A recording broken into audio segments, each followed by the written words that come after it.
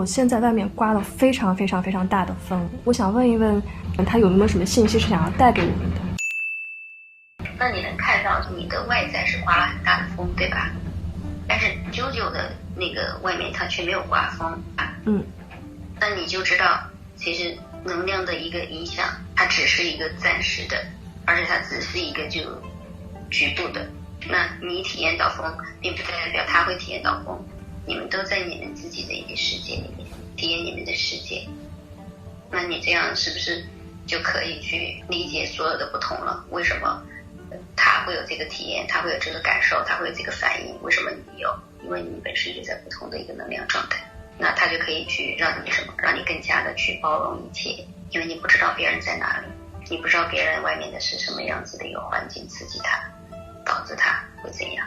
但是呢，现在没有经历风不代表他明天不会有风，你现在经历风不代表你明天有风。那是不是又说到你其实不需要跟任何人去对比，所以所有的这一切它都是在一个变换当中。就比如说风让你痛苦他现在